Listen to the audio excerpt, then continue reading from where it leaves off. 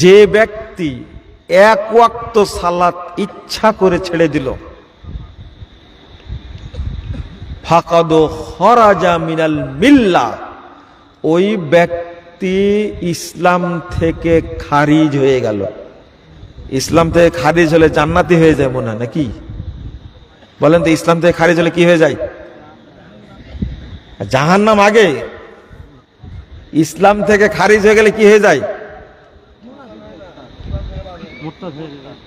আপনি বলেন যে মুরতাদ হয়, কাফের হয়, মুনাফিক বলছেন কেন এখন? ফাকাদ খরাজা মিনাল মিল্লাহ, ইসলাম থেকে বেরিয়ে যায়। এক ওয়াক্ত সালাত ইচ্ছা করে যদি কেউ বাদ দেয়, আর আপনি পড়ে আছেন সারা বছর পড়ে না, শুধু রমাজানে পড়েছে তাই। 2, 22,128 নম্বর হাদিস মুস্তাদ আহমদের মধ্যে এসেছে। রাসূল সাল্লাল্লাহু আলাইহি ওয়াসাল্লাম বলছেন,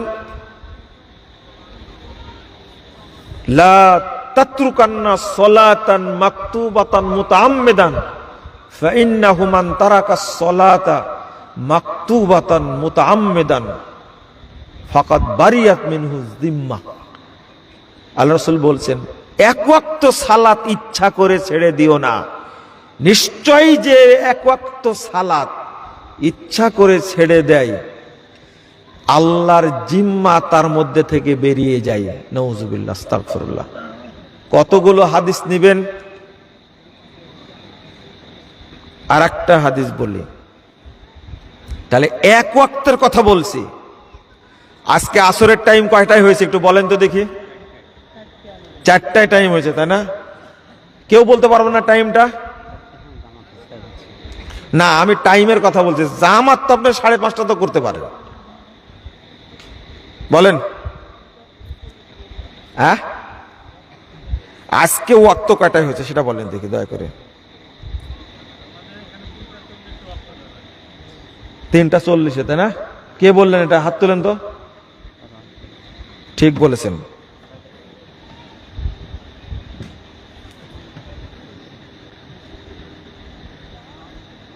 তিনটা আজকে ওয়াক্ত হয়েছে আসরের 3:36। কয়টায়? 3টা। আপনি 40 বললেন, কাছাকাছি। একটা জিনিস বুঝেন, আর জহরের ওয়াক্ত হয়েছে কয়টায়? কে বলতে পারেন? 12:30। ওয়াক্ত হয়েছে কয়টায়? 12:09। কত? 12:09। 12:09 শুরু হয়েছে, শেষ হবে 3:36। আপনি এর মধ্যে ফরজ সালাত জহরে 4 রাকাত পড়তে পারেননি, ইচ্ছা করে ওই শাশুড়ির সাথে গল্প করছিলেন, চাষটলে আড্ডা মারছিলেন, আপনার এখন 3:36 বেজে গেছে।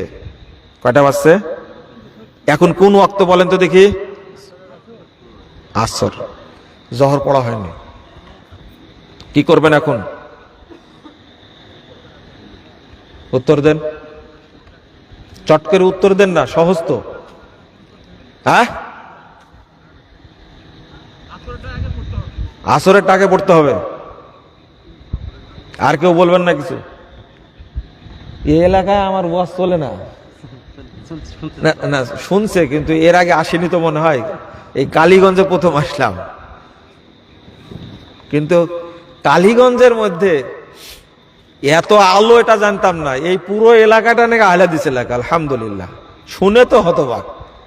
নাম কালীগঞ্জ। শোনেন, এখন আপনি কি করবেন? জহর পড়া হয়নি, 3:36 বেজে গেছে, এখন কি করবেন আপনি? মাসালা কি?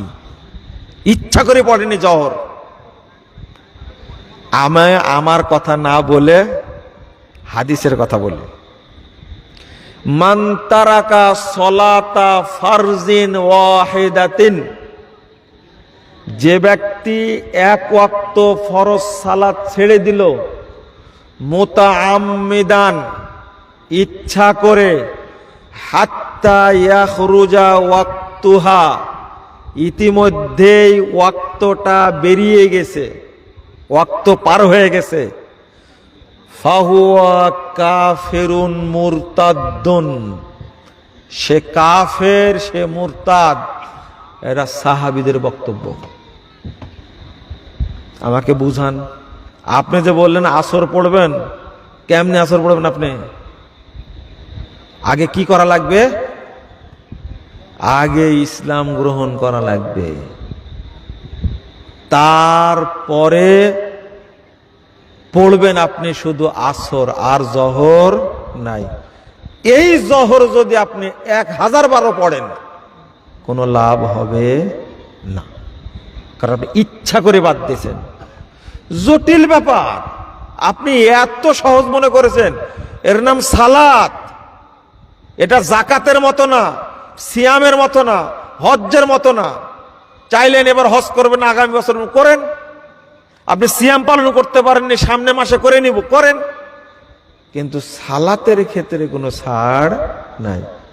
বরং ফতোয়া খুব শক্ত আপনাদের, নামাজ না পড়লেও ঈমান ঠিক আছে, তাই না? এ হলো ডবল কাফের, এ ডবল কাফের। কারণ সালাতকে ব্যঙ্গ করেছে, ঈমানকেও ব্যঙ্গ করেছে। রাসূল সাল্লাল্লাহু আলাইহি ওয়াসাল্লাম বলছেন, লাইসা বাইনাল আবদে ওয়াল কুফরি ওয়াল ঈমানে আসসালাহ ইল্লাস সালাহ লা হাওলা ওয়ালা কুওয়াতা ইল্লা বিল্লাহ। যে ব্যক্তির সালাত নাই, তার কি নাই? ঈমান নাই। লা ঈমানা লিমান লা সালাতা লা, যার সালাত নাই তার ঈমান নাই। আরো নামাজ না পড়েই বলছে নামাজ না পড়লে ঈমান ঠিক আছে। কত বড় দুষ্টু চিন্তা করেছেন আপনি। ওকে কি করার দরকার আপনি চিন্তা করেন।